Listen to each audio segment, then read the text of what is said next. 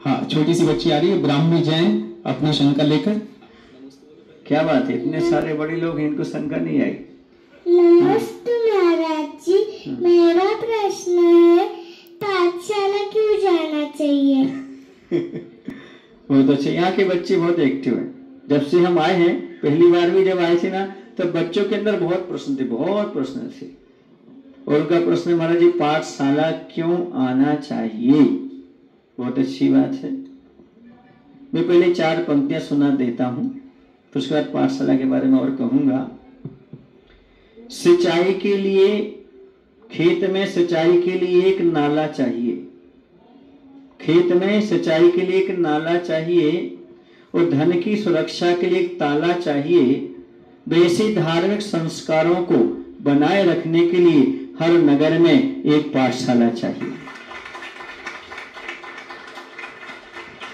ये धार्मिक संस्कारों को बचाए रखना चाहते हो, ये नई पीढ़ी में यदि संस्कार डालना चाहते हो, तो पाठशाला अवश्य खोलना चाहिए, चलाना चाहिए।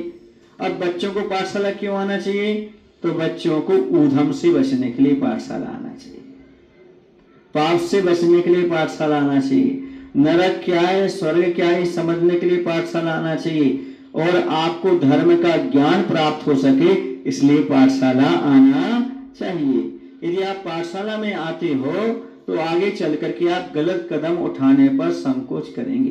देखो, मैंने पाठशाला में सुना है, पढ़ा है, मुनि को आहार कौन दे सकता है, पूजन कौन कर सकता है, अभिषेक कौन कर सकता है। तो बड़े होने के बाद आप विकृत नहीं होंगे, अर्थात बड़े होने के बाद आपके मन में पाप के भाव नहीं आएंगे और धर्म को छोड़ने के भाव नहीं आएंगे। आप जब भी शादी करेंगे तो जैन कुल में ही शादी करेंगे, क्योंकि आपके संस्कार बहुत अच्छे हैं। करें कोई नियम नहीं, लेकिन बहुत सारे लोग ऐसे होते हैं, बहुत सारे बच्चे ऐसे जो पाठशालाएं पढ़े होते, संस्कारवान होते हैं, तो इस प्रकार के गलत कदम नहीं उठा पाते। इसके साथ साथ वो अपने धर्म की प्रभावना भी करते हैं। धर्म की प्रभावना के साथ साथ जब उनकी शादी होती, जिस परिवार में जाते हैं उस परिवार में अलग दिखाई देता है, ये बच्चे संस्कारवान हैं, जरूर उन्होंने पाठशालाओं में शिक्षा ग्रहण की होगी। और यदि अभी ये पाठशाला में शिक्षा ग्रहण करेंगे तभी तो आगे चल करके वह जहां भी जाएंगे वहां पाठशाला खोल सकते हैं, उस पाठशाला में अपना योगदान भी दे सकते हैं। ज्ञान की वृद्धि के लिए भी अब उनको पाठशाला जाना चाहिए और बहुत अच्छी अच्छी गिफ्ट भी मिलती है पाठशाला में, तो बच्चों को उससे प्रोत्साहन मिलता है।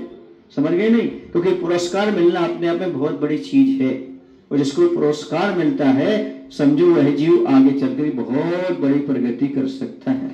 तो ये प्रोत्साहन अपने आप में बहुत बड़ी चीज है।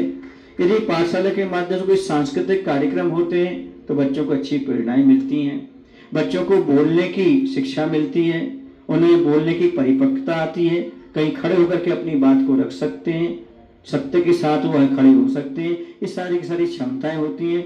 और यदि साधु संत नगर में आते हैं तो उनकी भैयावती सेवा के भाव उनके अंदर आते हैं, क्योंकि वो पाठशाला में पढ़े हैं, गुरुकुल में पढ़े हैं, तो उस प्रकार के संस्कार बन रहते हैं। अभिषेक आदि के और पूजन आदि के संस्कार भी उनको मिलते हैं, जिसके माध्यम से आगे चलकर वह पूजन करने में घबराते नहीं है। कुछ ऐसे बच्चे होते जो पाठशाला नहीं गए, अब उनकी उम्र 25-30 की हो गई, उन्होंने कभी पूजन नहीं की, अब पहली बार पूजन करने आते तो घबराते हैं, कैसे पूजन करें कैसे पूजन करें। तो ये सारी चीजें जो आज गड़बड़ होती हैं, उन सबका सुधार यदि कहीं होता है तो पाठशाला जाने से होता है। बहुत सारी चीजें हमें सीखने को मिलती है। चलिए।